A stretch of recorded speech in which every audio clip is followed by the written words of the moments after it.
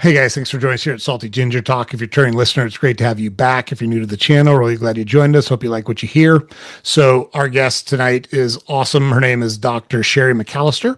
She's written a book called Adjusted Reality. It's about her experience that she's gained as a chiropractor and as a healthcare provider, and really about taking a holistic approach to your health. Great information, and we're really excited to have her on and talk through several things.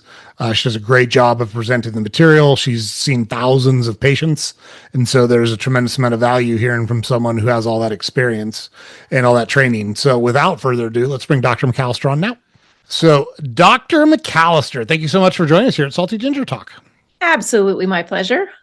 So we had a great conversation several weeks ago, and we're here to discuss a variety of things. The way we use, so I think, as you know, our podcast is about trying to get people to live a meaningful, purposeful life, whatever that means to them, and they got to define it. What we don't want people to do is float, right? So pick something that's important to you and go after it. That's kind of what we advocate for. To do that, we have all sorts of different people on that talk about how they've done that in their lives, and they kind of walk us through their history and what they've learned from the ups and downs in their life. And you are a perfect candidate for that because you have followed a very interesting path. You are, and I don't think you practice chiropractic anymore, right? Is that true? It depends on how we classify practicing, but the answer is going to be no. My clinic is currently closed unless the neighbor comes over. Right. But you were a practicing chiropractor, and you've written a book, and you've kind of focused more on overall wellness for people. And there's a very interesting story on kind of the path you traveled to experience and accomplish all of those things. And like everyone, it just started off here and things went really well for you till you wound up where you're at right now, right? There were no hiccups or no road bumps or no problems through that path. It was just easy, correct? It was just a piece of cake. Nothing slowed me down. Yeah, we don't. That's the thing. We don't do the Instagram version of life on Salty Ginger Talk. So we want to hear all about it. We want to hear the good, the bad, and what you learned from the good, the bad. We want to talk about your book and your practice now that's focused on overall wellness, because we are two advocates of overall wellness. You cannot focus on one thing. It can't be mental without physical. You can't get the physical right without the mental, et cetera, et cetera. And so we're going to talk about all those things. So let's just get into it. Tell us about yourself and how you got from where you started to where you are now. Start with the high strokes, broad strokes, and then we'll go back and do deep dives on the inflection points. Brilliant. Well, I actually I don't think I actually picked chiropractic. I think chiropractic picked me because I had to get there in a very circuitous way, which really became a moment of reflection to why I am actually doing what I'm doing today. So I started out as a student desiring to be in pediatric oncology to help the little people. And that really led me to a car accident and just finding myself at wit's end on, why are we not getting this right? Why am I doing everything you're telling me to do, and yet nothing's working? And I am a very big advocate of research and science. And I was really dumbfounded that first and foremost, when I had this car accident, I just needed explanations. Like, tell me why I have these really bad headaches. Tell me why I feel tingling and numbness in my feet. Can someone just help me figure out what's going on? Can we get to the actual cause of the problem? Anybody want to sit down and talk to me about this? And every time I tried to figure out what was wrong, I ended up with another prescription, and I still didn't know what was wrong. So, my very last hope, which is how I live my life now, is I want it to be the first hope. My very last hope was one of my friends came over to my lab bench and slid a card across the table and said, "Why don't you try chiropractic?" And I just like, you have to be kidding me, right? No. It was almost like insulting to me that, I've tried everything and now I'm going to try that. So I really do appreciate my very first chiropractic adjustment, because I was the 100% naysayer. Like, if this was going to work, they would have already given it to me. Someone would have told me about it. Someone would have said, try this. So I was very completely, forget placebo like that. There's no way this is working. So he was the first one that actually took my x-rays down and said, let's go over them together. And I'm like, really? You're going to take my x-rays and you're going to show them to me? That's interesting. No one's done that before. And we spent about 30 minutes just talking. And that's probably longer than, if you combine the last 10 visits I had with the physicians I saw, that was like all of them in one. And I was really grateful because I thought, well, at least I know now what's wrong with me. And now the question is, if that's really the cause and you're going to deliver a solution, I should get better. And I will tell you, I spent 6 months with devastating headaches that you would just like, you just don't want to hear people talk. You don't want to be around people. You don't want to go out. You just like, just shut up and do your work. Like migraine type headaches? Yeah, but I don't know it. I don't have migraines. They weren't like light flashes or anything like that. It's kind of like, now I would relate it to when you have a really bad head congestion, like really bad, and it feels very pressurized. And like behind your eyes, you just feel that pressure in anything you do. Like it just didn't, you couldn't clear your thoughts to get to a smart conclusion on anything. It was just brain fog. And I remember walking out, my car was parked in a parkade and I sat in the parkade and I just was like, that's the greatest fluke I've ever had in my life. The headache's gone. Like, I'm sure it'll be back. Because this is my self-talk, okay? I'm sure it's going to be back. It was just a fluke. I never even got to tell any of those doctors that I had tingling and numbness in my feet, like, because I didn't care about anything else but the fact that I had a really bad headache. So when that next day came, that was the most amazing part. Was the headache was gone. And I said for the first time, I'm not trying to be too greedy here, but the headache's gone. I don't know if you could help me with the tingling and numbness in my feet. And he's like, that's not even in your ER report. I'm like, yeah, because nothing else matters. That's what most patients, they only get to the big problem. Many of them don't actually talk about the big root problem. Like, hey, everything's broken, but can you just fix one thing? Right. It's important, like the one that's the worst, right? The thing. Yeah, just and really, when you think about going into a doctor's office, you really will say, they'll say only 1 or 2 symptoms. We can only deal with 1 or 2 symptoms today. I always had my elderly patients come in. I go, did you go to your medical doctor about that? Oh yeah, but no, I didn't talk to them about that because I only get to talk about 1 or 2 symptoms. This is horrifying. So I think chiropractic picked me because, I mean, I did everything they told me to do, all the medications. Like, even to this very day, I still wake up with the same problem that accident caused me, which is a gnawing pain in my stomach. And I'm okay with it because it's the pain that drives me to know someone out there suffering. And I recognize it, I embrace it. And I say, my life's mission is to ensure that my last option becomes someone else's first option. So they never have to burn a hole in their stomach. That's just the way it is. Yeah, you had said earlier you were very skeptical when someone slid the note and said, "Have you thought about chiropractic?" What was your perception of that at that point in your life? What's your perception of chiropractic medicine? Nothing. I just thought the word was whack. So forget the word whack. I'm like, chiropractic? Like, are you kidding? I don't even know what that is, but there's probably voodoo doctors out there that will help me too. I just thought it was kind of a funny thing. Like, it wasn't in my mainstream, so I would never have even thought to go to it because I didn't know anything about it. And, the word itself kind of sounded funny. And I was like, whatever, I'll do whatever now. I'm at the mercy of whoever can help me. Yeah. When we talked in our first conversation, the first probably 5 or 6 years of The Simpsons was truly a funny television show. Like, they were irreverent. They took shots at everybody. They didn't care. Like, it was great. You can only do the same joke so many times before it gets old, and kudos to them for being on for 30 plus years. But at one point, I can't remember, I think it was Homer was sent to see a chiropractor, and the chiropractor did their thing, and Homer said, "Gee, that's a lot better." And the chiropractor says, "Great. Now I just need to see you twice a week for many years." That actually, the funny part, it's funny, but it's sad too, is that chiropractors on the big stage of life didn't get the chance to really be able to be heard.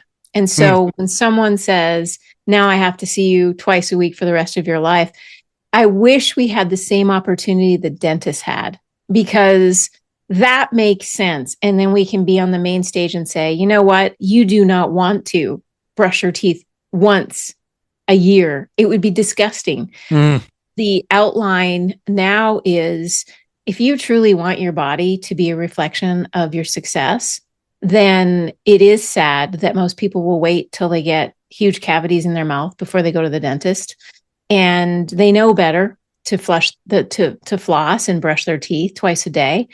But, life gets in the way. And I start thinking about all the things that my patients come in with. And, I talk to them, about sitting during the day. And one of them actually came up to a pretty funny joke. And we played it back and forth is, Sherry, I heard you say sitting is the new smoking. And I said, it is. I said, but let me tell you this.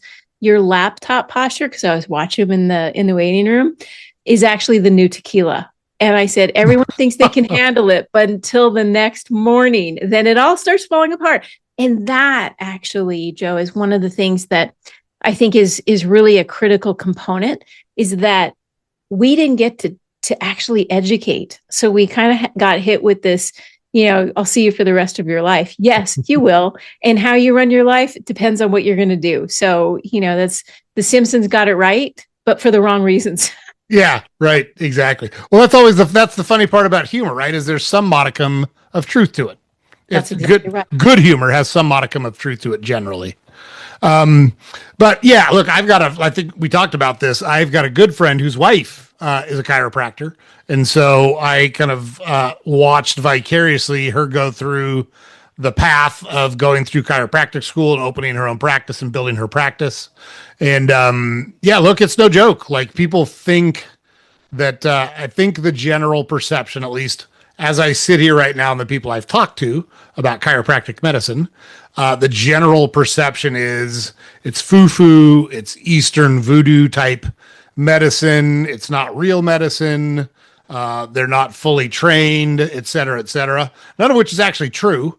And look, like you said, so science, data, research, I'm the same way. I'm an economics major and I'm a contrarian by nature. So the fastest way to get me not to trust you is to tell me to trust you. Like, the minute you say trust me, I'm asking 40 questions. Like, nope, not going to happen. Not how I operate.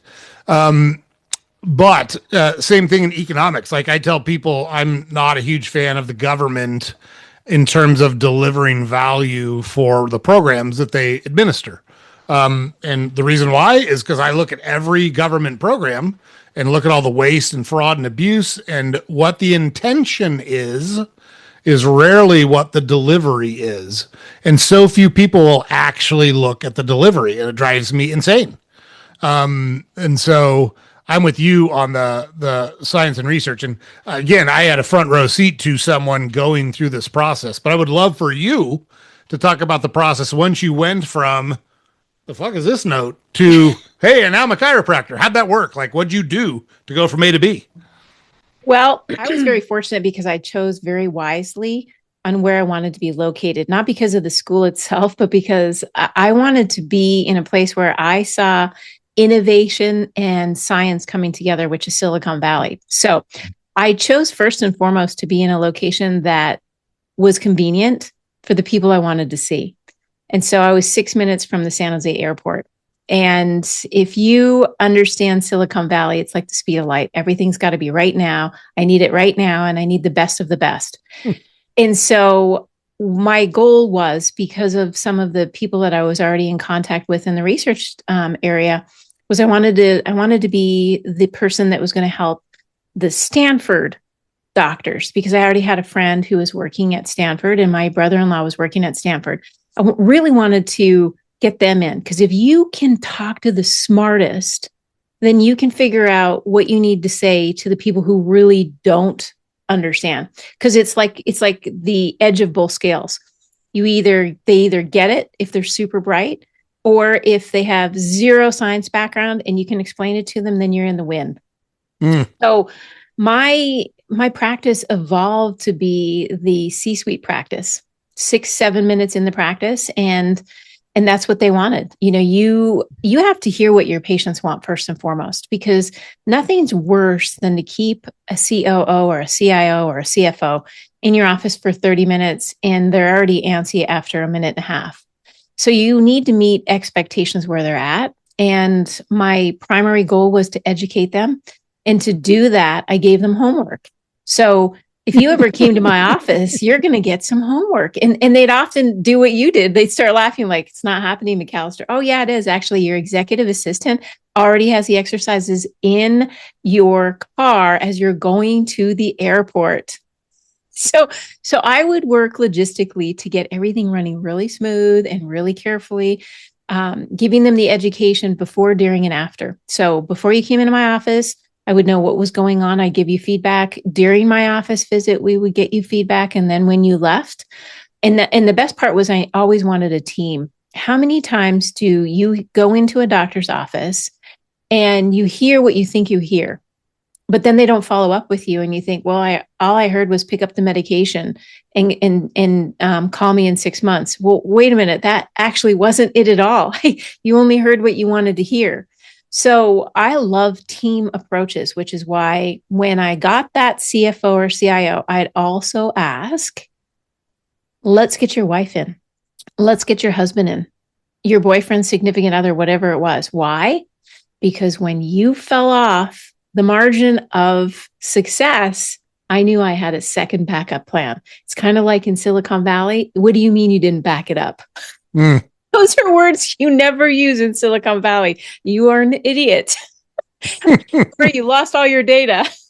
So that was my goal, was to really be with the people that I knew would understand it. And the interesting part of what I learned through all that was the development of community. So you would have really, really high stressed out individuals in the C-suite and then their families. Their families were just the opposite of the first family member I met. They were really enjoyable and really relaxed. Like they'd love to stay in your office. You could keep them there for 30 minutes. But the C-suite, it had to be short, right to the point, show me the data, and then out the door. And then their personalized care was the key. So what are they doing to their bodies and for their bodies? Those are the two questions I always asked. And getting to each individual personalized person, the personalized care for that person was the ideal, because this is not a, one size fits all routine. And I think a lot of people think that that's how chiropractic works, in that there's no real, like every single patient I had a different reality. And I needed to meet them where they're at. Like some of them came in with massive trauma and emotional and physical, and that they weren't dealt with because they had this secret that they kept to themselves. And many of them were poisoning themselves every night, literally poisoning themselves with their own concoction of what was going to make them feel better. And I realized very quickly that the people that are at the highest of the food chain, the highest financial, you often think, oh, they're going to have the best of the best. Actually, they often do the worst of the worst to themselves. Yeah. And I loved treating them because they were like a puzzle that you're trying to put together, because they only want to give you a few pieces at a time. And so that was kind of the creation of my practice, and it just started to grow and grow and grow. And then I had the researchers. I loved my nurses, because at Stanford, there was an orthopedic ward.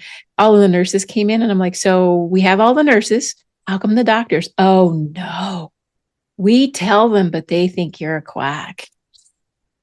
And we all laugh about it.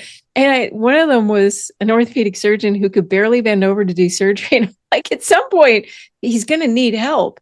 He actually retired. He never got help. He retired, and they all kept saying, why don't you go see McAllister? There's no science behind that. And they're like, well, I don't think that's true, because she comes from a science background. She doesn't seem like she's not using science when she talks to us. But you know what? Some people are just hard pressed. And I like to say that we're bringing the education now, unfortunately, in hospitals, one death at a time. It's usually a chief medical officer who's 70 plus years old, who's been at that hospital for a gazillion years. And they're really stuck in their ways. They just don't want to change. And when someone young comes in, takes their job, the first thing I get is, hey, do you want to come in and do a lecture? Sure, I would. Lunch and learns. Let's do it. Yeah, it's like they expect to walk in and get like a tarot card reading and incense burning, right? When they come into your office. The crystal ball sitting on the examination examination tables. What's the process by which you become a licensed chiropractor? What's the education process? What do you have to go through? So I get that question a lot. It's actually one of the reasons in chapter 7 in Adjusted Reality, I actually put a graph up, because people will see it. Here's what a medical student gets, and here's what a chiropractor gets. I can't tell you when you show people, it's like, it's not true. Yes, it is. It's 4,200 hours, and the average medical doctor gets anywhere from 4,000 to 4,400. And they're like, whoa, what's the difference? I go, well, we don't prescribe. So all that time in prescriptions goes into nutrition and supplementation and keeping the body whole through whole foods. What does that mean, and how does it work? So there's some turning points. I mean, obviously we're light on the toxicology, because, well, you know what, for someone to come in and say, hey, I got anthrax poisoning, anthrax, I'm like, yeah, sorry, got nothing. So there's some definite changes in our curriculum, but the average medical doctor does not know the velocity of thrust for any joint. And that's really one of the things that we focus on. And you start learning how to treat and actually adjust a patient early on in your career, so that when you get out, you're really, really comfortable with your skill sets. So you get your 4 hours, you get your 4 years of education, and then you take your state examination. Sometimes you'll also need to take a ethics and jurisprudence for your state, wherever you are. And then you begin to, you open your practice up. And the amazing part is oftentimes when you open your practice in the location of choice, the boards that you sit with will be combined. So like in California, there's the Department of Consumer Affairs. So we fall under a bunch of allied healthcare professionals like nursing and whatnot. And if you really focused on the building collaborative opportunities, like bridging, like I did, you just need to go onto the board site and start looking up licenses that are closer to your office and go, you know what? I want to meet that doctor. I want to meet that yoga therapist. I want to meet the Qigong specialist. I want to meet the karate instructor. And you just kick it off from there. And then you can get into specialized care. Like I'm a certified chiropractic sports physician, which is another X number of hours. And then you're on field, you get to see what's going on, 180 hours on field. So National Football League example, there is a chiropractor, one, sometimes two chiropractors for every professional football team, basketball team, baseball team. And they work synergistically with the physical therapists, because a lot of people think, oh, physical therapists and chiropractors don't get along. And that is so not true. There's just a bunch of rumors in that area. We get along fine. The only question is, how much hubris do you have? How much ego do you walk in the door with? And like, I'm the kingpin. Then they're just going to look at you like, good luck with that. We're not working with that guy. So men are the problem then, is what you're describing. Because we're the idiots. We're the idiots that do that kind of stuff. I've had experiences on both ends. I've met the queen bee who really is like, this is my way and the highway. And I've met the kingpin. And you know what? It's all the same, whether it's a male or a female. I think it's really just opening your heart and your mind to learn more and be more for the patient.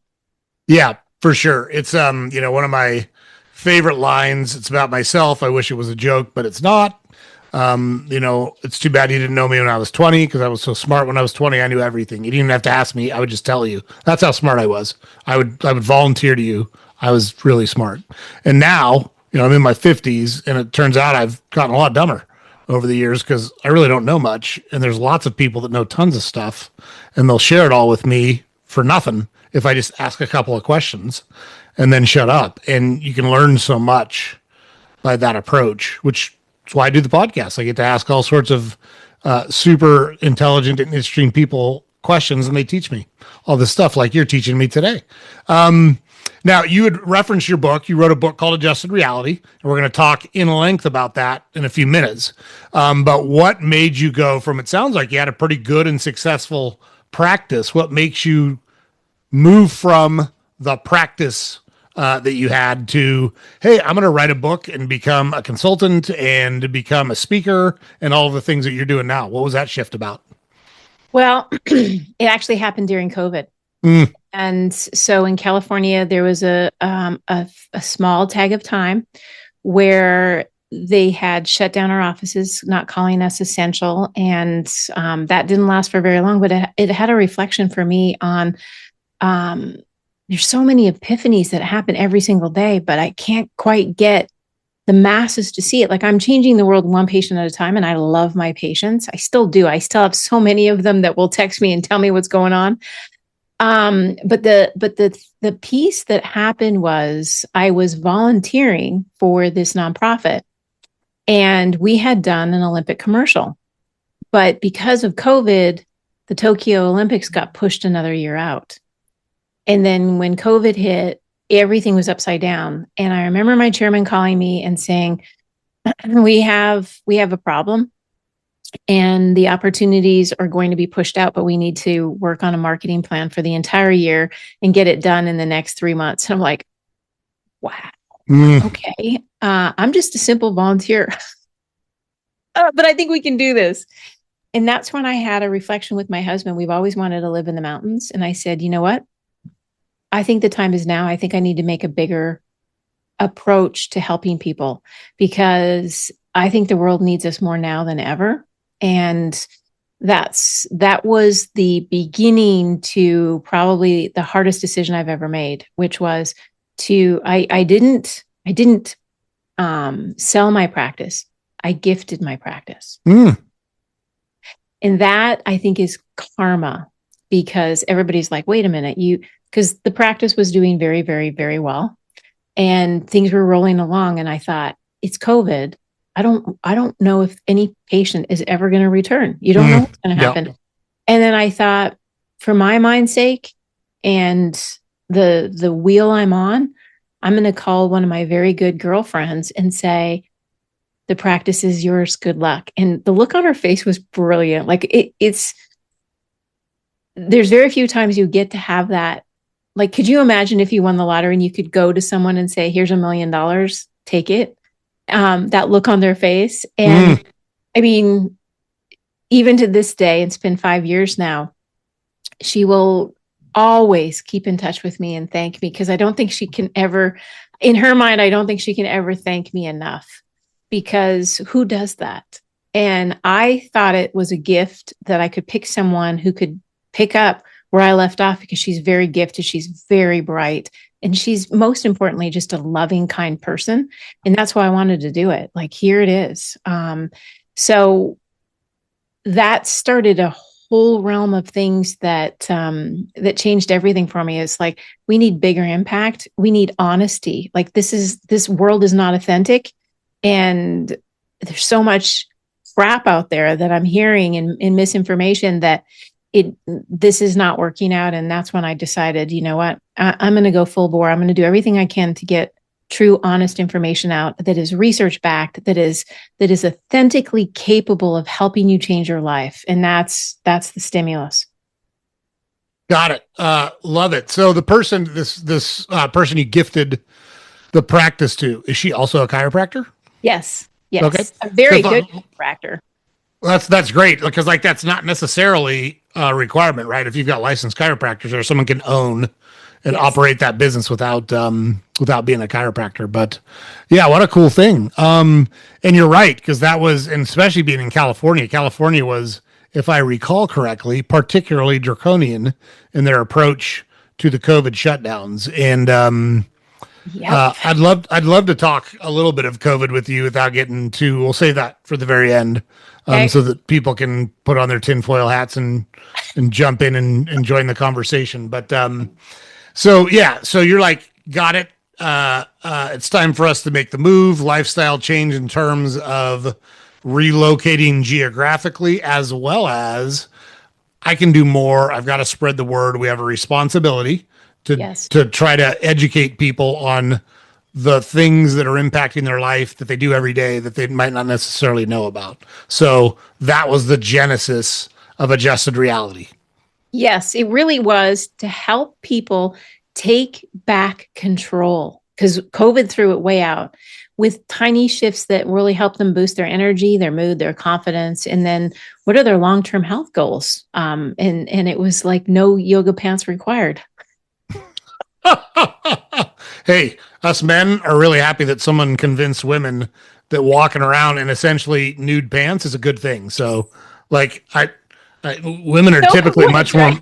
women are typically much more modest and attempt to cover themselves up. But now with yoga pants, like I'm a big fan of the invention of yoga pants. That's right. That's right. Except for my wife, I make her wear a burqa. So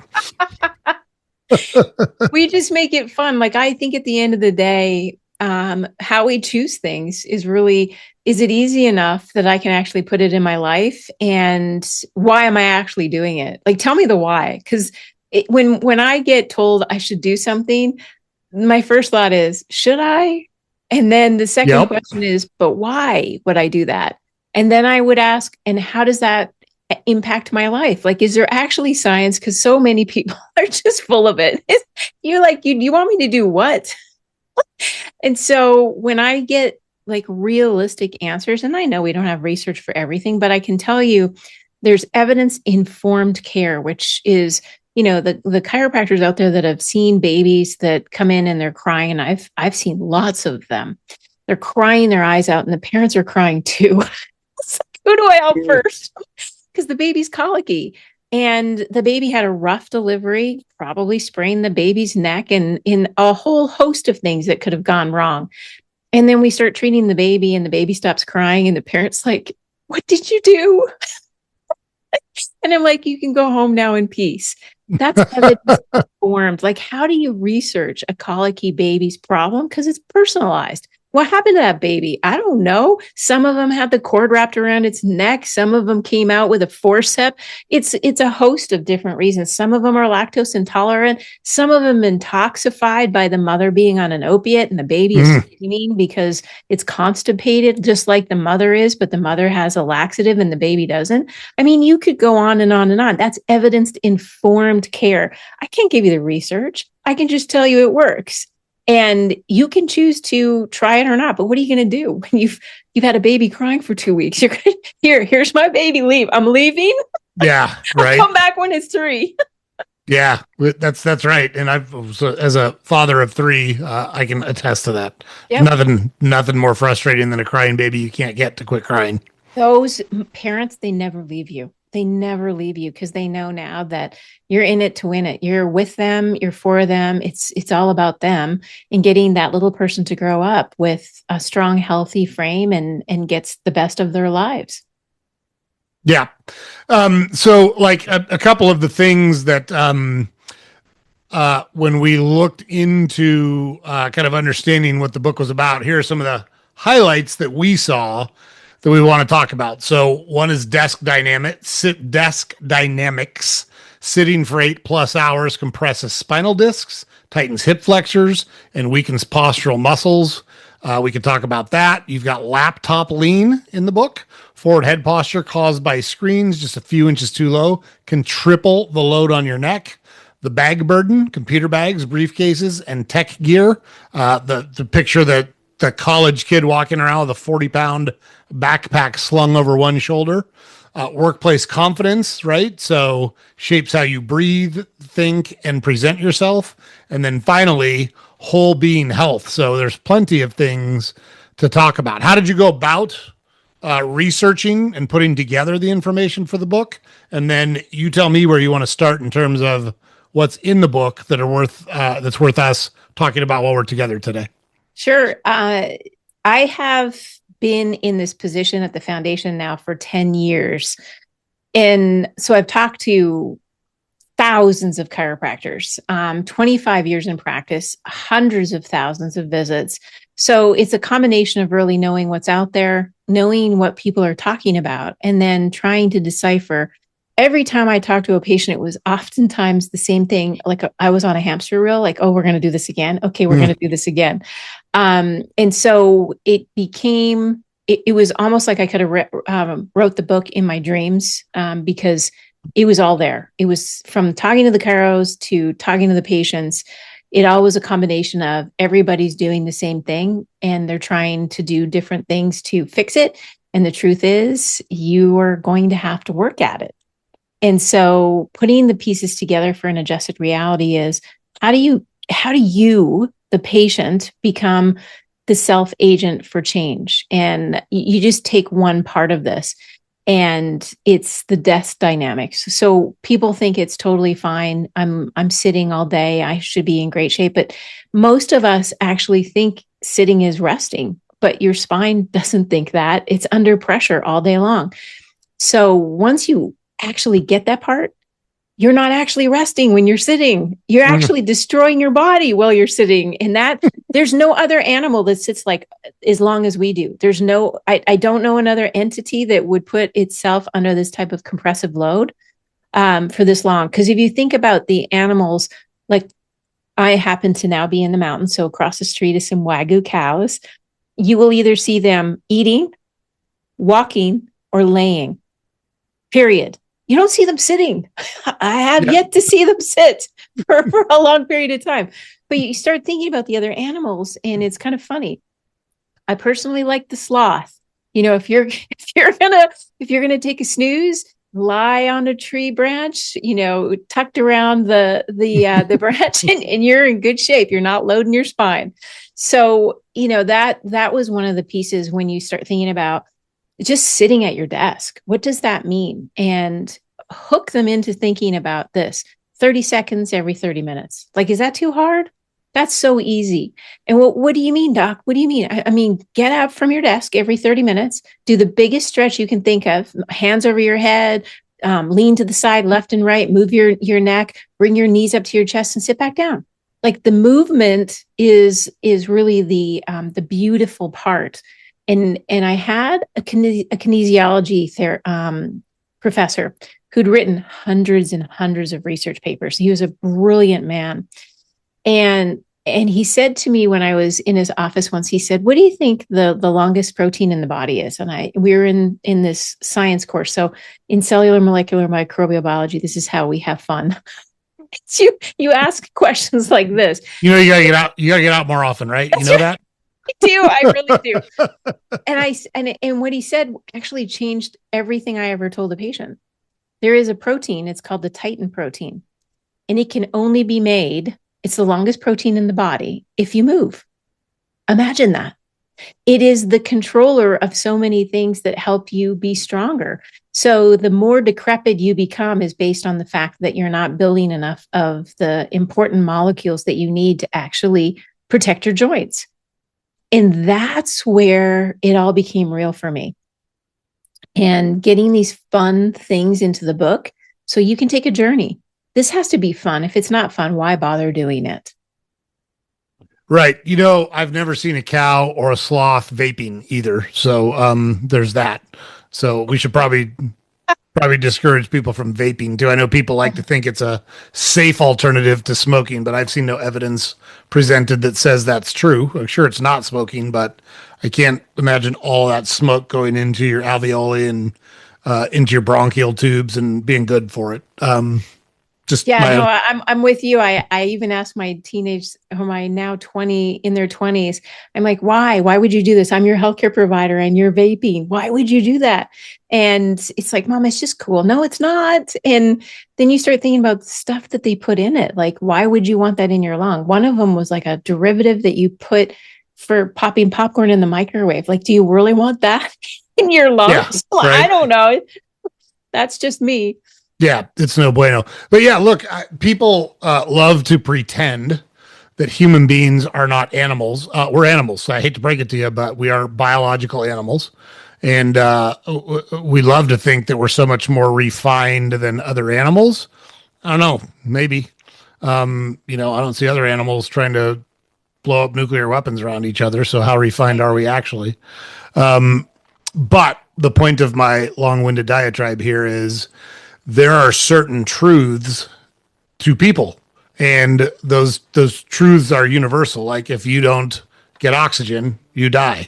If your Yes. insulin and sugar levels get out of balance, you either gain or lose weight, or you could die. Like welcome to diabetes, or welcome to ketosis, or whatever you've got going on. And if you understand what those inputs are and how to control those things, you can live a healthier life, right? I mean, that's kind of the point of what you're doing, is trying to educate people on the things that they don't think about but do every day that have huge impacts on their lives. And along those lines, what's the laptop lean? How does that work? Well, it's first off, it's visually shocking when you walk into Starbucks, and it makes me cringe because you got this guy, his neck is way out over his laptop, and he's punching the keys like it's the last nuclear testing ground. It's like, it's hardcore tension. You can see it on his face. And so I called it the laptop lean because that's exactly what you see. They're literally leaning into their laptop. And, it's a shocker moment for us because if your screen is just a few inches too low, as an example, you have to shift your whole weight. That shifts your head forward. And all of a sudden now, instead of your weight being 10 pounds because of the spinal loading, you are the equivalent of a 40-pound bag of salt, since we're on salty ginger, right? So how does that feel when you carry it around? And I gave this to one of my mothers that came in. She's like, oh, that doesn't really work. I don't understand what you're saying. And I said, okay, here's what I'm going to do. And I went over and I'd have these ankle weights. And I said, now I'm going to be right back. I said, this ankle weight's only a pound. And I put it around her wrist. And I said, now it's not very heavy. She's like, no, it's not very heavy. And I said, okay, now I want you to hold it out like this and just keep it there until I get right back. Yeah. And I came back and she still has it out. You can see the distress on her face. Sweating. I said, is that heavy? And she's like, after you left, it got really heavy. So sometimes you have to mess with patients to get them to figure it out.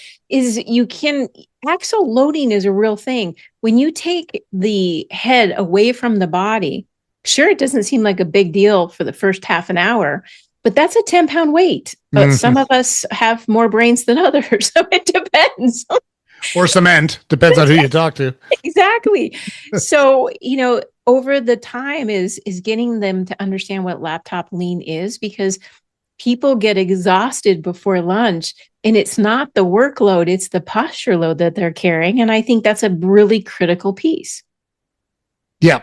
Makes perfect sense. And that's not even talking about like the exposure to the blue light that comes out of the laptop. I'm such a fan of starting the day outside somewhere in some way and letting sunlight hit your skin, getting wind on your face, literally touching grass, touching earth.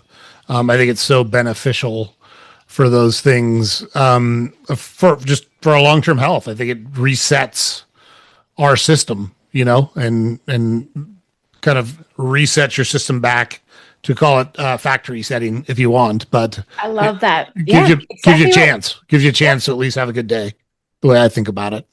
It is. And both of us are wearing blue blockers. So there you have it. I hope yours are blue blockers. Mine are. Yes, I have this, that's right. The super duper lenses. That's right. Exactly right. And then, The bag burden. I think that one, some things are intuitive. You should be able to look at someone lugging around a bag like that going, that don't look right. But Yeah. talk a little bit about the stressors that those backpacks and bags and all briefcases and all the stuff we carry around has on us. I want the women to still love me, but I'll tell you this. I was at New York Fashion Week in New York in September, and it was pain. I became painfully aware of how dysfunctional this is we walk out the door, we throw this 10 to 20 pound weight over our shoulder, and then the beautiful women will put on these high heel shoes and they can't understand why their back hurts at the end of the day. So you're off kilter, and now you're adding to the problem. And the backpack itself, if worn on both shoulders and close to the body, great. You're doing the best you can, because everybody wants to take their laptop and stuff to the office. The over the shoulder bags, the messenger bags, interesting is that you get into a routine. Nerves that fire together wire together. So you're putting your bag over your left shoulder, and that's the comfortable spot. Now, I want you to break that habit. I want you to go to work with it over your left hand shoulder. And then when you're going back to work, back home, I want you to put it on your right shoulder. Why? Balance means everything. And when you're not balanced, it doesn't matter what you do in life. If you're out of balance, it's going to catch up to you. And one shoulder is going to start having trigger points. It's going to get tighter. You're going to find it harder to sleep on that side. Oh, my shoulder hurts. Wow. Why did that happen? Well, I carry my bag on my left hand shoulder. Well, that's weird. How about we change it? And you'll be surprised how many women I busted with their bags, their purses, that I lifted. I had an 87-year-old lady. I absolutely adore her. And she came to a party and I lifted her bag. So I was helping her take off her coat. I lifted her bag and I almost hurt my own back. And she's 87 and it's two handles. Like what's, I said, do you carry your gold bricks with you? What's happening here? It's like the movie Caddyshack when the caddy's lugging his bag around. What do you got in here? Bricks? That's why all you need to do is have someone actually have a reality check. What's the adjusted reality moment? I don't care how much you carry in your bag, as long as you carry it well. Period. Drop the mic. You are in the destiny is yours to choose how you get there. It's up to you. Once you know better, now you can choose to do better. And I keep telling you, it's the choice of how much weight you want to put in your bag and how you carry it. It's your choice. And you want to be out of balance and out of sync. And you know how easy it is to steal a woman's purse if it's way heavy and she can barely carry it and she's slowly walking and she looks like a victim anyway. It's like, come on, sister, we can do better than this. Don't be the victim. Carry your bag properly. It's I would argue, and all of my evidence is anecdotal, but I would be shocked if I'm not right, that women are much more willing to undergo physical stress and trauma to look good than men are. Men will do what's comfortable, even if it's stupid moronic. Now we don't have a corner on stupid or moronic, but we've got a big chunk of the market. Let's just say that. But like in terms of, you're not going to catch us running around in high-heeled clothes or high-heeled shoes or clothes that are uncomfortable. Like if it's comfortable, wear it. If it's not, we won't. But we do all sorts of stupid stuff. It's funny, you were talking about balance, and I used to coach. So I was good at two sports. Back in my youth, when I was pursuing a baseball career, I was good at baseball. I was good at soccer. And so I coached both of those when I got out of baseball. And I used to tell the soccer players, I don't really one-legged soccer players. Every time you touch the ball with your right foot, I need you to touch it with your left foot. Every time you kick it with your right foot, I need you to kick it with your left foot. Don't only one-legged soccer players. You need to be able to use them both. And lo and behold, like it's just that repetition. If you do something over and over and over again, it becomes familiar, That's the key. It's that nerves that fire together. And one of the things that I think people forget is we're training our brains every day we wake up. We cannot miss this moment to train well, because practice makes. Yeah. Well, in theory, perfect. It depends on the practice, though. That's exactly it. And when you say that, people are like, what do you mean practice doesn't make perfect? Well, how are you practicing when you want to wake up every day. This is your training ground. And, since we're talking about men and women, and you're right, women will do things that men won't do, like forget the word spanks. There's no man alive that would ever do that.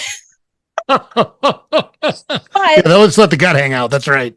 it's like, it's my beer belly. I own it. But I also then watch since I'm in the mountains, I watch. And one of the cathartic things my neighbor does is chops wood. I mean, he could get a log splitter, but good for him. I'm thinking it's great.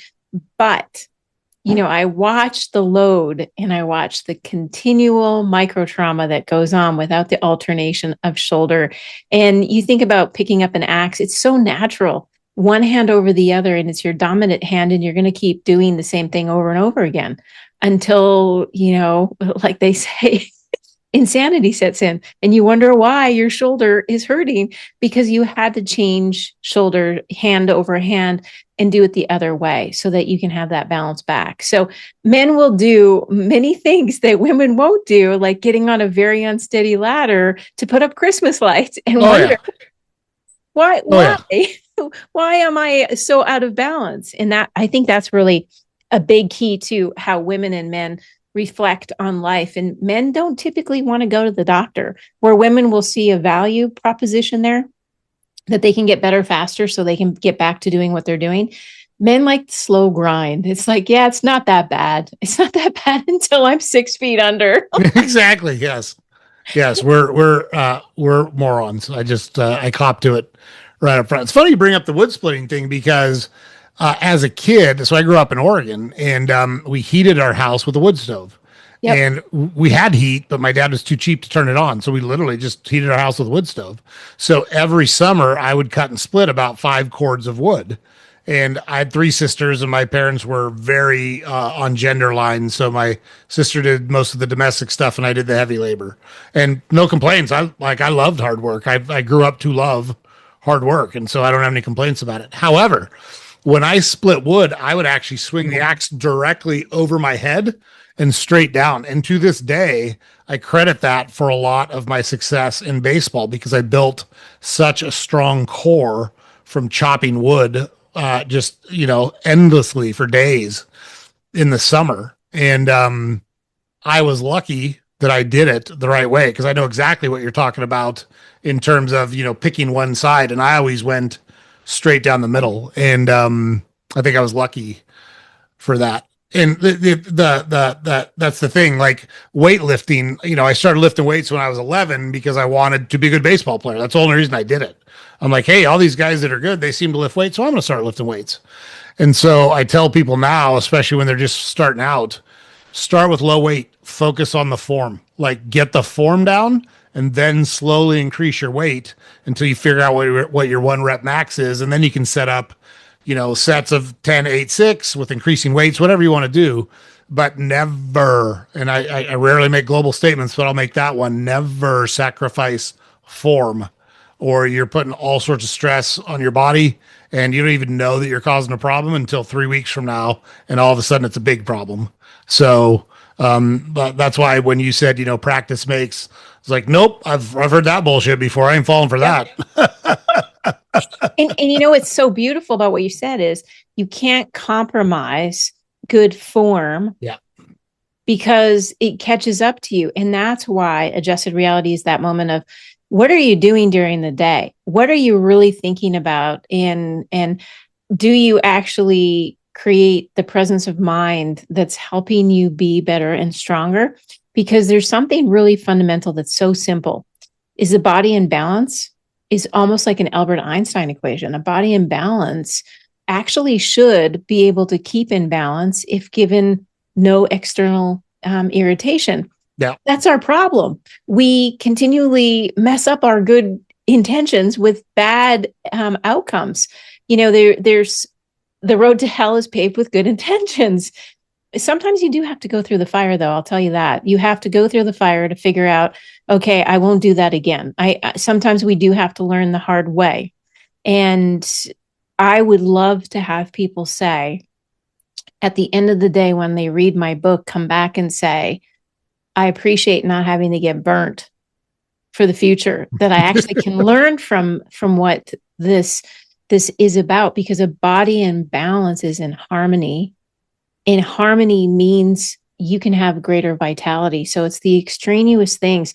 I kind of think of it, and maybe you'll appreciate this analogy, is we get into this biohacking world, right? And I sat there one day and I thought, are we really hacking our bodies? Like, that's quite the ego that we have, to think Isn't that we're it? Yes. hacking our bodies, because you have the greatest operating system in the world, period. We don't even know how the operating system works, and you think you're hacking it. Like, I don't know. I mean, I love that they try to hack it, and they give you these biohacks to kind of disrupt what you're doing. But at the end of the day, we're not looking for the new app in our body. We're not looking for the new software system redesign. We're actually trying to work with the system that we have, and we don't even know how it works. So the best we can do right now is know the owner's manual, and there's simple things you can do to actually fundamentally create better operating system function. And you get to choose, because if you want to screw up your machine, albeit someone's going to be there to try to help you out at the end, I hope. But at the end of the day, it's up to you. Yeah. So I so appreciate those comments. I say this a lot, and people, I don't know why. I don't think it should be controversial, but they think it's controversial. I say, look, there's a reason that doctors call it a practice. If they knew what they were doing, they would call it something else. But I heard a doctor, I think he was an orthopedic surgeon, but it didn't matter. He was a well-respected doctor. And one of the reasons he was well-respected is because he was willing to make statements like this. He said, look, almost everything they taught me in medical school has been proven false since I got out of medical school. And what I sit here right now that I know, 20 years from now, most of it will probably be false too. We're still figuring almost all of this out. So there are certain things that we know, but there's way more that we don't know than we do. And that's why it's so important to continue research, to continue education. That's one of the things that drove me fucking insane during COVID. Trust the science. That is the antithesis of science. Science at its core is question, question, question. If you can't replicate it continuously to prove it's true, it ain't true. And we're going to keep questioning it. And that drove me bonkers. That told me that I should not listen to that person, or at best, I should be very skeptical of what they were telling me, because they didn't know what the hell they were talking about. Anyone that's got, it's like we talked about earlier, I'm smart enough now to know how stupid I am. That's how smart I am. It's because I know I'm dumb. And you go back to the Albert Einstein piece, and it's cherish the questions, for the answers keep changing. If someone is as smart as Albert Einstein, you should listen. He's got some good things to say. If we think we know it all, that's where the problem starts. Is we don't. I don't know a single person on earth who knows how the body works, because the brain it's just epic. Like, what other thing can you do that you can change the external and internal factors and it recalibrates automatically? Mm-hmm. And it's different for everybody, and how one part of the brain can connect with the other part of the brain. And it has all these magnificent receptors, and it changes your heart rate variability, how the construction of the blood flow. I mean, stress hormone. It's the most incredible. How could you think you could ever understand something that is so complex in the intrinsic function of an individual, in the intricate interplay that it has, is so physiologically in awe of, that if you have a doctor that says, just trust the science, that guy is an idiot. I mean, it's just that simple. You're an idiot, because we don't know how it works. How could you tell me the research is proving every day what we knew yesterday is wrong? Yeah, and sometimes, like, even though there are certain things that increase or decrease likelihoods, you still have to lean in. Our oldest son, my wife and my oldest son, at 29, he developed type 1 diabetes. Like, that's so weird at that age. It usually happens much younger or much older. It's not obviously not unheard of. We're pretty convinced it's related to his COVID vaccination. So I personally never got I will not get a COVID vaccination. Everyone else in my family got one. I didn't agree with it, but like, I've been married to my wife for 32 years. I took her to the appointments. That's what she wanted to do. It's not my place to tell her what she can and can't do. She's her own person. Didn't agree with it. She regrets it at this point, but it is what it is. But we didn't know, like it never occurred to us that this could have happened. So we had kind of this slow degradation as his blood sugar levels continued to climb. And you don't know that unless you do a blood test. Why would you do a blood test on someone that's never shown any symptoms of diabetes? So by the time he went into the emergency room, it was like literally life or death. Wow. And so his blood sugar levels were over 700 when they did his blood test. Wow. And so he was in like, the ketosis, almost acid. A diabetic coma. Yeah, that's right. That's exactly right. And so, I know enough about diabetes to know that insulin is the cure. And I said, so when's he going to get insulin? And he was at an emergency room at like a small hospital. So it wasn't a surgical hospital. It wasn't a teaching hospital. They were doing the best they could. I don't hold, it is what it is. And the emergency room doctor said, well, we can't give him insulin because his potassium levels are so low.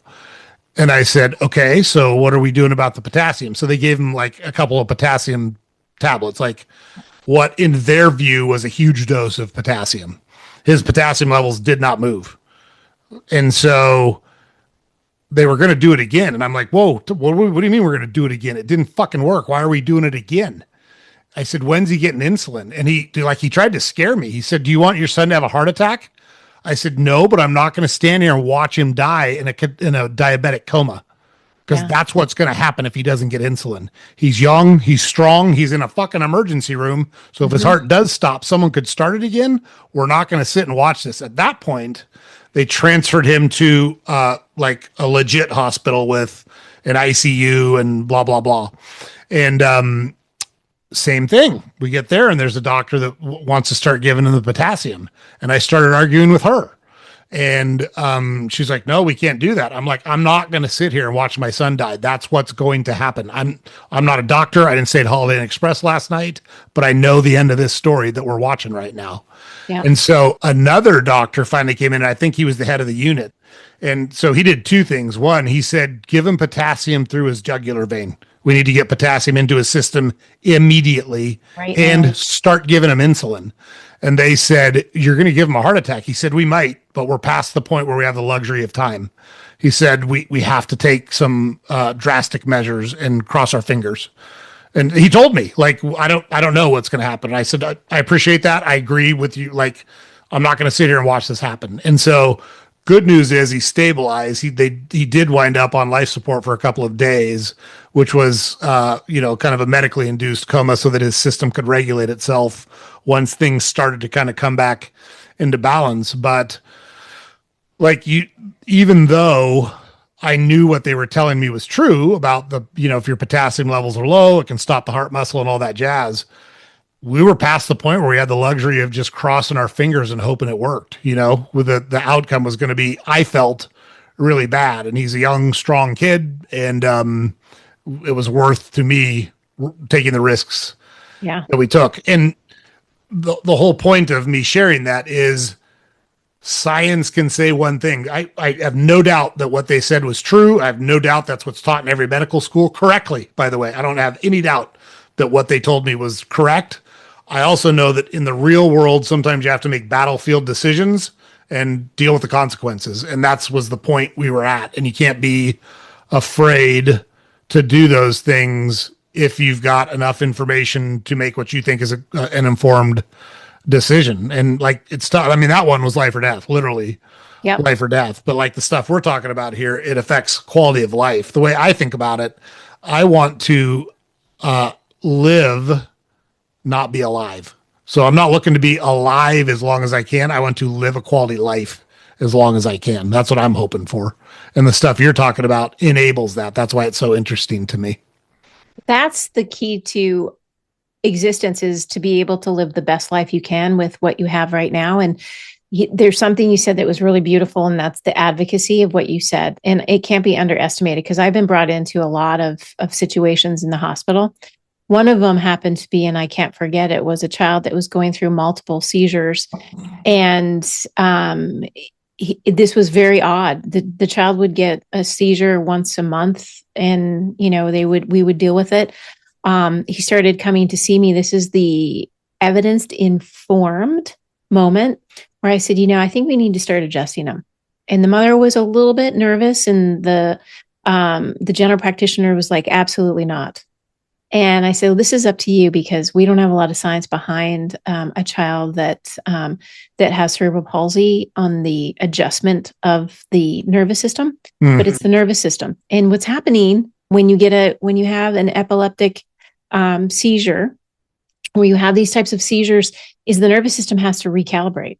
And so I said, if we start treating him, and we'll monitor the situation, we'll see what happens, and we can make a choice. And she was very nervous. I said, I'm going to leave you to your decision. And the father came in with the child, and I said, where's your wife? She didn't want to be here for the adjustment. Oh, okay. I said, we're both on the same page, right? And he said, yes. He goes, absolutely. I think we need to do it. That child with cerebral palsy was having once a month, very significant seizures. I started treating him, and it became once every 8 to 10 months. Now, can I go out there and say, hey, look what I did? No, absolutely not. Everybody is different, and how you do things, but the advocacy has to be there for the patient. What are some of the options? And the doctor, the MD, was just being very careful, but careful to a fault. Like, you're going to drug this child so the child's not even capable of maintaining activities of daily living? That doesn't make any sense to me. Right. But one of the times, so when they moved out of town and they didn't seek chiropractic, and that child started to go back into having the seizures again, but they were once every 2 weeks, and they called me and said, would you come to the hospital? And this is the advocacy that I think so many patients have to have. And the doctor came in and said, we're going to give him a heavy dose of whatever they were giving him for the seizure medications. But the child was already drooling out the side of his mouth. I'm like, what are you doing? Like, this isn't right. This isn't good for the patient. And I said, the husband was in there, and he's like, so I didn't say anything. I just sat there, and they said, and you are? And the husband spoke up, that's his aunt. So here I am in the hospital with the child, and the husband says to the wife, Auntie is going to just give you a massage. And sure enough, that child was out of the hospital and back doing very well. So we had to hook them up with a chiropractor, and I still get texts. How's our patient doing? They were 11 years old when I started treating. They're now 25.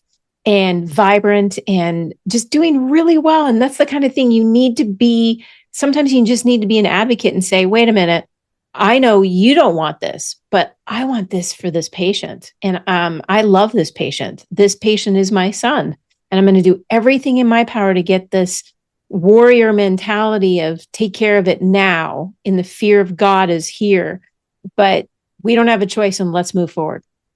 Yeah. And look, sometimes things work out and sometimes they don't work out. I think the message here is you shouldn't just blindly follow things that don't sound or look right to you. You should ask questions and advocate for you or your loved ones' long-term health, because nobody's got all the answers. Even great doctors hell, I'm a parent. I've made tons of mistakes as a parent. I've fucked all sorts of shit up as a parent. So likewise, I don't know it all. I'm in it with you.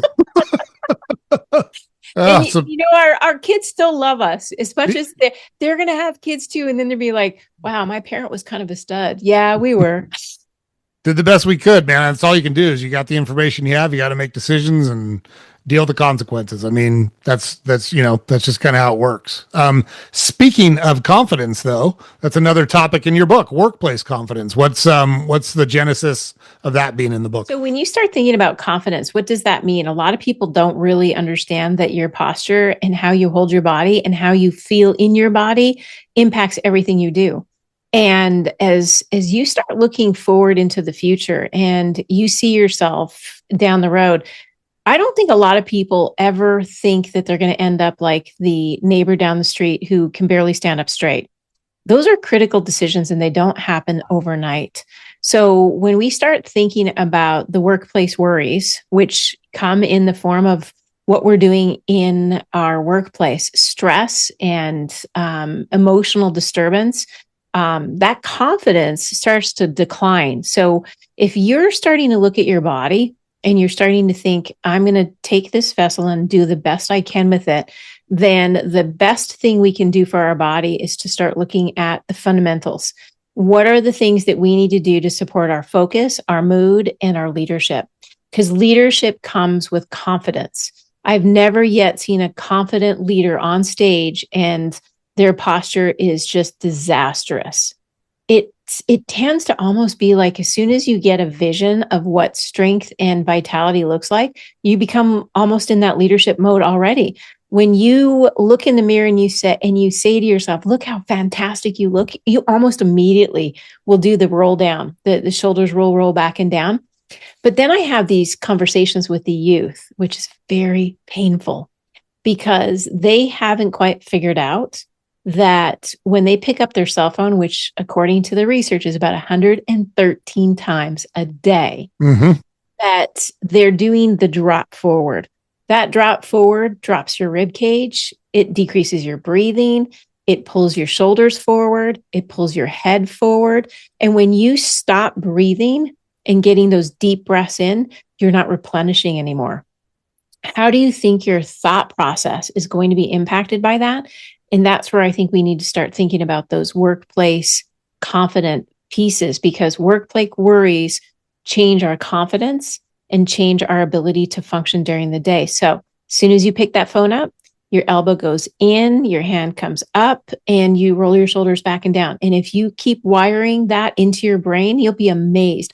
I was shocked. I just came back from a trip, and I felt the tension in my shoulders because it was a very stressful time. And I consciously said, put your shoulders against the airplane seat. And I was a good 5 inches away from the airplane seat, put my head back into the headrest just to do that reset. That reset changed my entire experience because then I took a big breath in and then I realized, you know what? You're holding a lot of tension. Like, why are you doing that? Just take a big breath in and just let everything relax.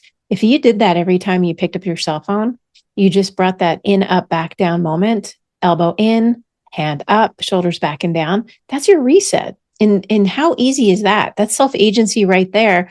And we all get that phone in our hand every day. We might as well do something that takes the pain away and doesn't add more tension into our bodies. I love that. So it's interesting. I've the breathing in particular. So I like total accident. I was trying to become a professional baseball player, and it was pretty obvious I was a good baseball player from a young age, but I was at a terrible temper. I still have a terrible temper. I've just learned how to control it. And so if someone made an error, I'd get pissed and yell at them. If an umpire made a call I disagreed with, I'd scream at the umpire. And my dad actually grabbed me one time. And so my dad in real life is like the evil Little League coach in movies. My dad's that guy in real life. And it was like no big deal for me because I'm made up the way that I'm made up. If I had a different constitution, it probably would have been a terrible match. But as long as I got to compete, I didn't care. He could be as hard on me as he wanted to be. It didn't matter to me. But he grabbed me one time and said, do you think the umpire is going to give you any more calls after you throw a tantrum like that? And that was like a slap in the face to me. I'm like, ooh, he's right. Like this is about winning to me. All I care about is winning. And if I want to win, I've got to learn how to control these outbursts when they come on me. And so I was pitching. I went out to the mound. And when I got the ball back from the catcher, I just took a deep breath and I threw a really good pitch. And I was like, well, let's try that again. Took a deep breath, threw a really good pitch. I had no clue that I was resetting my central nervous system and that I was disengaging my amygdala, re-engaging my prefrontal cortex, stimulating my vagus nerve so that I was in a really good mental and physical state by which to perform athletically. I just knew it worked. I didn't know all the science behind it and the scientific research behind it at that point. But it's something that I've carried over into my adult life and it works really well for me. And instead of getting upset when I want to get upset, which is very frequently, by the way, I'll just take a deep breath, because if you can reset and re-engage your prefrontal cortex, which is where problem solving and thoughtfulness and planning takes place, instead of your amygdala, which is fight or flight, like let's go right now. Like you want to disengage the bad part and re-engage the good. I say bad because in most instances you don't need to fight. If someone breaks into your home, it's amygdala time, right? Yep. That's a different situation. But and then like in the workplace, that confidence, I think people hear confidence and they think loud, they think aggressive. That's not what it is. It's having assuredness of yourself that you are capable of handling the situations that are coming at you. And it can be little things like I've been in positions where I've had to negotiate a lot of stuff my entire life. And I'm very comfortable in those situations, always have been. But I've also learned, because I want to get better at it. And if I was going into a room where there was going to be two parties and I felt like things could be contentious, what I would do is I would walk over to the other side. Usually it's one group on one side, one group on the other side, staring at each other.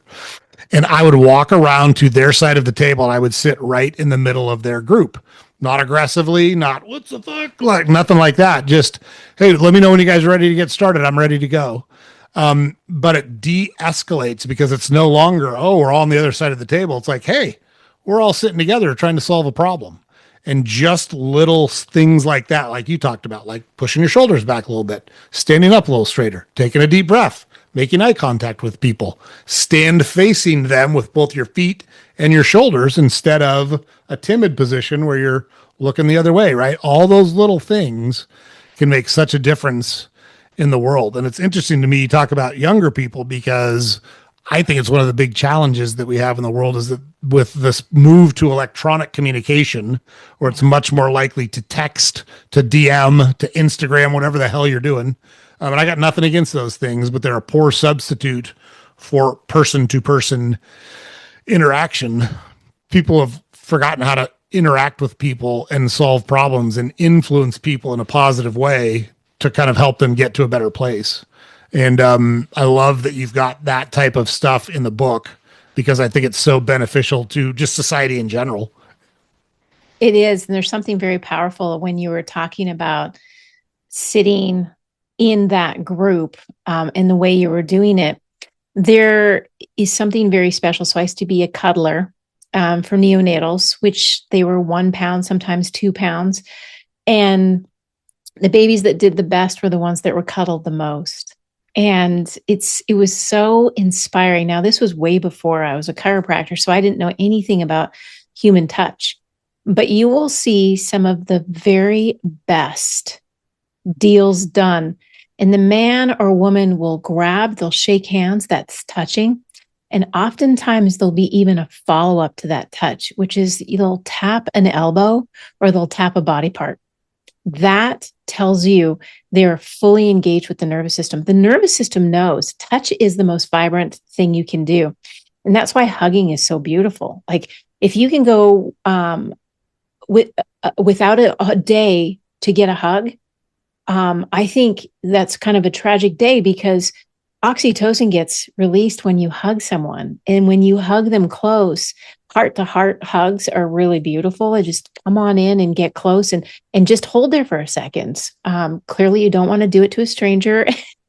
Might be a little weird, but someone you truly love and adore, just say, I'm coming in for a hug, and it's going to be a little longer today than what you're used to. And it's for both of us. But the one thing that hit me was I was in a meeting and this very large 6'7" burly man came up, and he was the president of the American Pain Society. And I cannot forget this.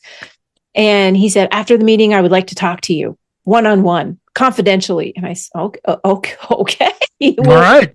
And so I came out and I'm kind of sweating, and I'm thinking about all the research that maybe he's going to ask me on, and what paragraph, what date, what's the author, how is the research done?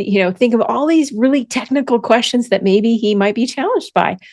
I said, sir, what would you like to talk about? And he goes, well, I saw the numbers on the screen and I want to talk about why. And I go, why what?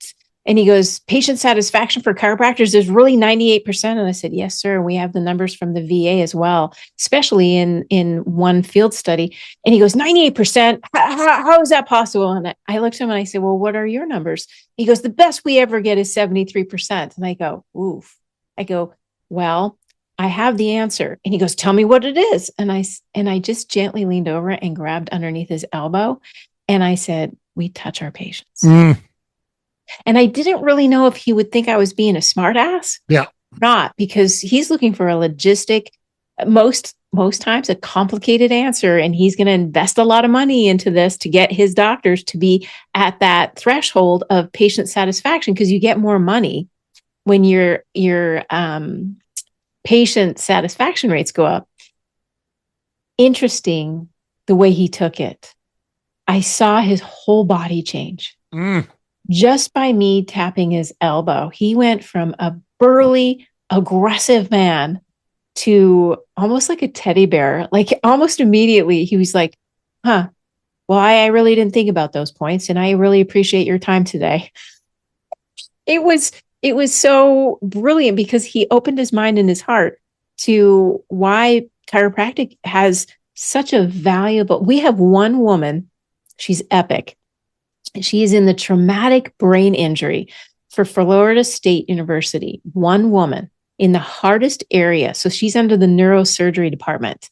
She has won 8 consecutive Press Ganey Awards. And now the question you should be asking is, what the hell is a Press Ganey Award? Well, a Press Ganey Award is 100% patient satisfaction. 8 years in a row. Yes. Isn't that shocking? She's the only one in the entire hospital. And there's like 2,300 or 3,200 employees. No one has even come close to her. And I will tell you, she is a rock star. I will also tell you she gives the best adjustments. And I will also tell you that she listens more than she talks. Yeah, it's such an important quality to people. Want to feel heard, like they matter, right? And it's funny, on the handshake, I'm a shoulder grabber. So right hand shake, and I'll grab the shoulder with my left hand. Without fail. Like I don't even think about it. Yep. It's what I do. And to your point, it's very genuine. And I've seen people like you can feel it. You can feel them relax when you grab them on the shoulder. You can feel them relax and kind of give into the moment. Like, it's gonna be all right. This isn't so bad. We're gonna be okay. Yeah, touch is such a powerful thing, and that, I believe, is why patients. I can tell you the most gregarious individual I've ever treated, and the most aggressive individual I've ever treated in my office. They both come to the same common denominator. As soon as they lay face down on the table and they're in that relaxed position and I put my hands on them, everything changes. Now they have to trust, and they have to know that my best interest is to have your best interest in mind, and that I'm going to do everything I can to ensure your body can realign and you can become more balanced so you can handle the next day, the next year, and the next decade of life, because it's balance that brings us to it. And it goes back to our very funny beginning, which is, when you think about the cartoon of you're going to have to come back every 2 weeks. Well, some people are that out of whack. Totally. Which, like what you were just talking about, is the last topic that I talked about when I listed out the things in your book, which is whole being health. Right. So how do you approach that? What do you try to educate and teach people about whole being health and how it impacts their life, their longevity, their happiness, just life in general? It really is. So it's not about perfect. There's no perfect chair. There's no perfect yoga class. It's really about aligning your body, your mind, and your workspace in your work life. So your performance and longevity skyrockets. And that is not something that I take very nonchalantly. This life is and can be very intricate, because when you think about whole being and the definition, which I'm going to give, but it's a mouthful, it's the complex intrinsic function of an individual representing the intricate interplay of direct and indirect physiological processes. So you are looking at life in the dynamic. It's ever changing. The environment's ever changing. How do you maintain integrity as well as the vitalistic opportunities that come? It sounds complex. It's super simple. It's our bodies change, our balance change, our realities change. And we need to work with what we have, because over time, if in fact you don't use it, you truly will lose it. You'll lose your balance, you'll lose your strength, you'll lose your mental focus, and you'll lose the things that are precious to you unless you have intention. And that I really mean when I say whole being, I'm talking about you as the sum of the parts.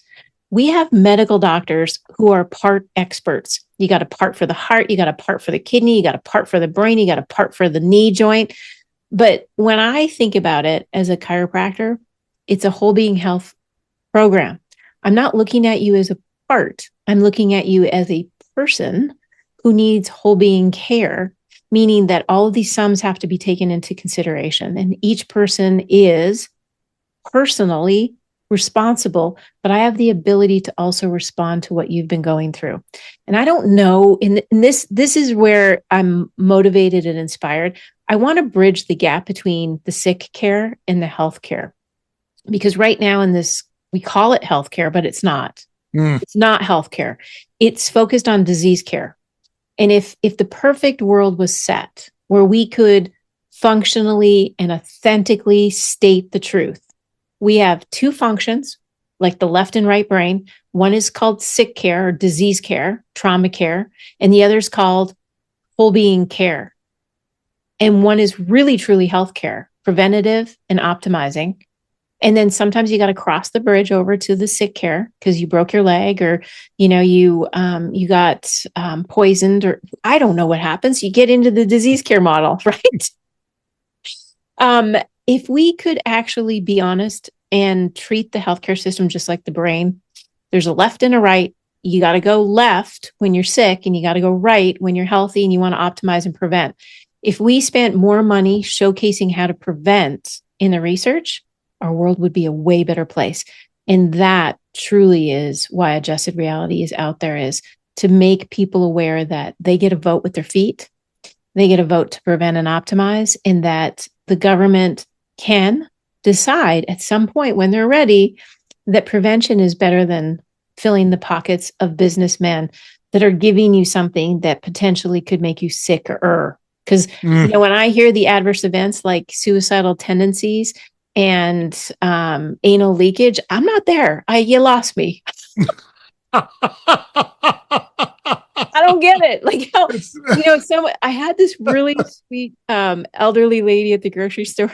She said this, and it's always stuck in my brain. And she said, "Honey, if this prescription worked, why the hell do I have to keep refilling it?" Yeah, right. That's a great question. It just made me smile, and it was my adjusted reality. It's like, we need to come to a place in the future that we take people over profit, and we take responsibility on how the research is, that we learn about this really incredible whole being system that has a beautiful operating system, which we still don't know how it works. We still don't know how to prevent telomeres from breaking down. We can pretend we can jump in a cold bath and everything's going to be hunky-dory, but that's not it. You can do all the biohack things that you want to live as long as you want, but the actual truth is there is not that much research out there to say I can live to 101 and be vital. Yeah, we're still figuring, like, to your point, we're still figuring a lot of that out. And look, probably won't have it figured out by the time I check out, for sure. Like, it's super complex. And, but we do know enough that you can take a lot of steps to maximize it and optimize it, which is what the point of adjusted reality is, right? So the book's been out for a couple of months. Talk a little bit about the reception you've got, and then some of the things you're doing in terms of speaking and presenting and trying to kind of spread the message with the book as the impetus for that. The book has been out, and we were very fortunate right out of the gate. Within the first week, we got our #1 Amazon bestseller, and I love that because now I know that it's in the wilderness and it's touching forest creatures and starting to say, "Hey, do you want to come on this adventure with us?" And they're like, "Yeah, let's do it." So that was really nice to see. That was one big piece. And then multiple categories on Amazon was another. So it's it's starting to build. But recently, Barnes and Nobles gave us a #1 bestseller in multiple categories. One of them was shocking and beautiful. One of them is in medicine and nursing. Now, that is my adjusted reality, because the last place I thought my book would actually be a #1 bestseller would be with the medical doctors and the nurses. So I think people are now willing to accept the things that they couldn't previously because we were judged poorly. And the truth is in the first chapter. It really gives you a historical aspect of how we got labeled as quacks, because we were competing with the AMA. Patients were coming to us, they were loving us, and the AMA was like, whoa, time out. We need these chiros out of here. And it's all explained in the chapter 1. It's a true story. All of it is documented. The journalist is out of Chicago, Howard Waleski. He gets my deepest appreciation and respect, because when he was writing the book, he didn't have to do it. But the truth came out, and his book is fantastic. It's a great read. And I summarize pieces of it. But I think now more than ever, it's time that we reflect on how we're allowing our bodies to either degrade or build up. And it's kind of like the art of war. It's you start to think about, in the past, we were in the war with the medical profession. We're not like that anymore, because he who relies solely on warlike measures shall be exterminated. And so we need to get rid of that mentality. We need to work for the patient. That's where I think peaceful processes come together. Is a patient should have the choice. If the patient has the choice, then the answers become much more clear to the patient, and they can decide which road do I want to go. It's kind of that Robert Frost moment that I like to think about, is the roads diverged in a wood, and I took the one less traveled by, and that made all the difference. What road do you want? The bumbly, cathartic, or the bumbling, congested, horribly difficult road that you're going to go down if you keep doing what you're doing because your body's already breaking down? Or do you want to kind of shift a little bit? The path between these two roads is not a lot. It's a few steps to the right to get on the right path. I think that's where we can really reflect and have a better life. Yeah, that's a great synopsis of what you're trying to accomplish with the book. So you do speaking engagements and presentations around this material as well. Is that correct? 100%. I am absolutely there for anyone. I just did the Alzheimer's Research and Prevention convention last week, and it was all for caregivers. You know, the people who are caring for those that are ailing, they don't understand that lifting, bending, twisting, pushing, and pulling is taking a toll on them. How do I help them? And how do I make them feel vital and cared for as well? Because that's the balance. When you give to someone else, especially if it's a loved one, maybe it's a parent or a family member, that you have to supercharge that person back up, because it's like a battery. You know, I'm going to give to you, but I got to still get my battery charged along the way. And so much of it is how Abraham Lincoln would say in his quote, which is, the best way to predict the future is to create it. Yep. If you can create that in your life, you can give away what you desire. Yeah. And like, sure, there's one-off events. We had a woman on, we aired her episode recently, and she was hit by a car walking down the street in San Francisco. You can't control that. However, you can control what you eat. You can control how you sleep. You can control how you exercise. You can control how you, the situations you put yourself in to protect your mental health. All of those are in your control. And if you think about it from a kind of 360-degree perspective, how much of that do you actually exercise control over, and how much of it do you kind of ride the tides of life? And it's easy. Like, it's easy to let the tides of life kind of steer you in different directions. I'm a big fan, and I'm not perfect at it. I'm always trying to get better at it. But, making those day to day choices, it's I call it the compound interest of life. And if you make a little choice today and a little choice tomorrow and a little choice tomorrow, that compounds over time to either really good results and outcomes or not so good results and outcomes. But it's up to you which one you do, because if you make choices that lead to good outcomes, you're going to get good outcomes. If you make the choices that lead to bad outcomes, eventually you're going to get bad outcomes. And that's the hard part, right? Is there's really not immediate gratification or immediate penalties for the choices. They kind of accumulate over time, and then all of a sudden you either get a big reward or a big kick in the teeth. And I'd like the reward instead of the kick in the teeth. That is well said. So I first want to say I'm a humble servant, because that's how I recharge my battery, is I go out and I try to help people. That I learned that very early in life, having two brothers that were just crazy and hurting themselves all the time. And I never knew what a radial artery that got cut looked like, and it can splurt blood. So I knew right away I am meant to be in this space. But you said something about the wealth, and I always like to think, if we could go back in time and really listen, like I said, the Abraham Lincoln, one of them, the Socratic method, Socrates would say things, and if you really, really listen, like you take time to just zen on it and think about it, contentment, the ability to be balanced, is natural wealth. They're his words. And then luxury is artificial poverty. Those are really powerful words. Artificial poverty. What does that mean? Artificial poverty is you think you're actually okay, but it's not going to bring you happiness. Like the Ferrari in the garage is luxury, right? But that's going to bring you happiness. And it's going to give you some time to reflect on, look how fast it is, look how sexy it is, look how quickly I can get from here to there. There brings happiness there, but happiness is not contentment. Contentment is a balance. And when you can understand the flow, and it's an ebb and flow, like you said, contentment really becomes your natural wealth. And you cannot have wealth without your health. That's why you said it so nicely with the bank account, is you should be investing today what you want for tomorrow when it comes to your health. Like, what are you putting in your mouth?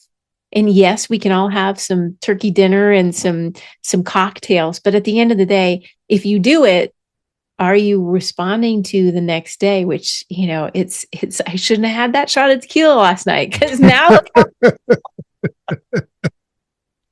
Yeah, and those are one-offs. Those are celebrations, right? It's what you do every day. And the reality is you are making those decisions and paying the tax every day. You just don't realize it. And that's the hard part. It's because it sneaks up on you, and all of a sudden you're like, well, crap, this isn't good. I got to make some changes here. That's right. And if you could have someone, which I think, like when you talked about baseball, I saw your whole body change. It was like you were back in the little leagues again. I could see how much fun it brought you. But if you think back on who are the people that got you in the places that you loved the most, I would love to have that conversation with a patient, is who would you like to walk the path with you when it talks about whole being care? And that's why I think chiropractic is so nicely set up based on our education to say, come with me on this journey. Come with me because I care enough and I'm trained well enough to know that when you go off on that road that took you left and it should have took you right, I can bring you back. I can help you understand that your mattress is bad and you told me it's 20 years old and it's time to change. The pillow is horrible and you're hurting yourself, and that bag, it's got to go.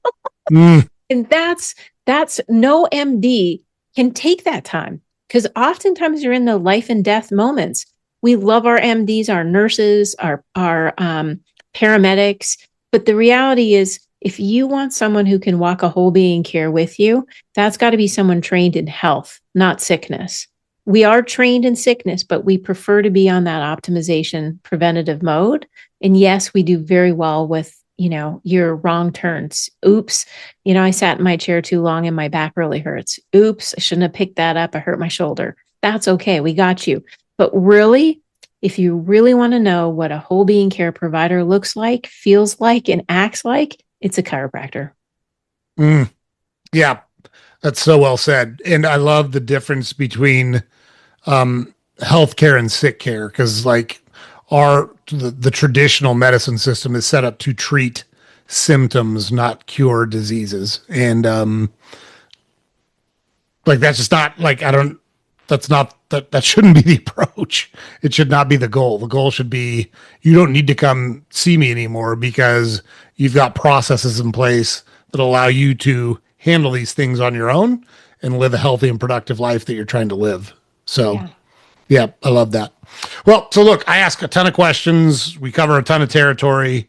Always great conversations on here. However, I don't ever like to miss the opportunity or an opportunity because I didn't ask good questions or I didn't cover the right topic. So, towards the end of our conversations, I always ask our guests, is there anything I haven't asked you yet? Or is there a topic I haven't brought up yet that you think is important for us to talk about while we're in front of the audience? So the floor is yours. Is there anything we haven't done yet?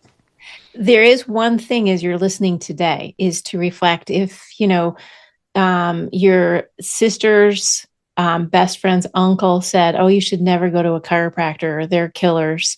Reflect on that moment, because the opportunity is now. It's if someone had a bad experience going to a medical doctor, I would hope they would change their medical doctor.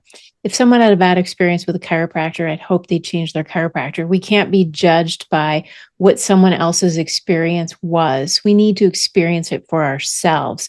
Then if it is not the experience that you want, give it maybe 1 or 2 tries before you say, yeah, I don't really need this in my life. Like, I know my husband's never going to go to a massage therapist. That's okay. That's a choice. I love them. But if you do decide that you want a chiropractor and you don't even know where to look, it's both in the book, in Adjusted Reality, but it's also on our webpage. And you can find a doctor on there that will help you close to your home, 2 to 3 miles away. Or maybe there's a loved one that's suffering and you're like thinking the whole time, God, Dr. McAllister's right. I should get my sister in because she's been complaining a lot. Sometimes people actually do things for others because they hear them, and yet they won't get help for themselves until someone intervenes, the advocate, and says, you know what? I heard you. I heard you so much that I went on this website and I got you a doctor of chiropractic because I know you're hurting, or I know you want to be the best at X. And therefore, I think the best way to optimize your health is to be like a professional athlete. Go get the chiropractic care that you need and deserve. I love that. I love that. And yeah, look, you're your own best advocate, or you should be your own best advocate. And you can't, it's kind of like being on a plane, right? You can't help somebody else if you go unconscious before you put your oxygen mask on. So you got to, this is the everyday version of putting your own oxygen mask on. Take care of yourself. And I know from my friend whose wife is a chiropractor that it's been my experience that the folks I've dealt with in that world take a much more holistic approach to health and healing than traditional medicine. And I'm not knocking doctors or traditional medicine, not in any way, shape, or form. It's a different system. It's a different setup, and it's worth giving it a shot and at least looking into it and having a conversation with someone. That's the way I think about it, at least. So, yeah, so we will have the link to Dr. McAllister's website in the show notes. We'll have a link to Adjusted Reality, her book, in the show notes. So if you want to follow up or get more information, all of that will be there. So, excuse me, you don't have to go far to find that stuff. But Dr. McAllister, thank you so much for coming on and talking to us tonight. I really enjoyed our conversation. I learned quite a bit of stuff, which is also a nice benefit. So thank you so much for spending that time with us today. Absolutely my pleasure. Thank you for having me. Yeah, we'll talk soon. Sounds great. Thanks. Bye. All right, good stuff, Doc. Awesome. I never know when I'm supposed to hang. Sometimes I'm like, what, are they going to say something? Should I wait? Yeah, no big deal. I stay on and I do the intro and the outro for your episode so that we can Perfect. edit it all from one spot. But yeah, really appreciate it. I'm going to keep you in our little tickler file and touch base with you in about 6 months and see what's going on, because I so believe in what you're trying to do. Like you could have 10 conversations on this and there's still plenty of things to talk about. So would love if you're willing having you back on. Absolutely. And Absolutely. I've not forgotten about my Chicago connection yet. I just haven't heard back from them. It's a busy time of year for them, but at that healthy hub like we were talking about, Yes. I would love to get you in there and have you present at one of their community meetings because Fantastic. I think it'd be awesome. So we'll do that too.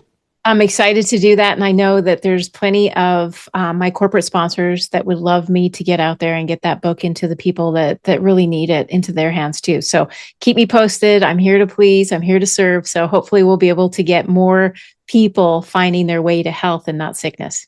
Yeah, that's awesome. I'm looking forward to it. Thank you so much. Happy Thanksgiving. Yeah, you too. Thanks a lot. No throwing gravy. We're no gravy. I'm gravied out. Take care, my friend. All right. Take care. Bye-bye. Okay, so there we go, guys. Like we said, Dr. McAllister is as advertised. Her book, Adjusted Reality, link in the show notes. Loved how she talked about holistic health. Loved how she talked about being an advocate for your own health and taking control of your situation and your day-to-day decisions and how you approach things. Little things that we don't think about a lot. Sitting a lot, leaning over our laptops a lot, carrying heavy bags, our posture at work. All of those things have a big impact on both our physical and mental health. And highly recommend you check out her book, Adjusted Reality. We've got a link to her website in the show notes as well. And stayed on with her after the podcast. We will definitely have her back on somewhere in the future. So really appreciate her taking the time with us today. So look, James puts it up over here every day. Head over to our website, saltygingertalk.com. All of our podcast episodes are available there. Links to all our social media accounts are available there. We publish a newsletter every weekday. You can subscribe to there. Don't forget to like, share, comment, subscribe to our podcast on whatever platform you consume it on. We have awesome guests like Dr. McAllister and all of our guests on that share great information for you to help build the life that you want. It's good stuff. You can take action on it immediately and start improving your life. You don't want to miss any of that stuff because it's great. Make sure you check out our next episode. We'll see you there.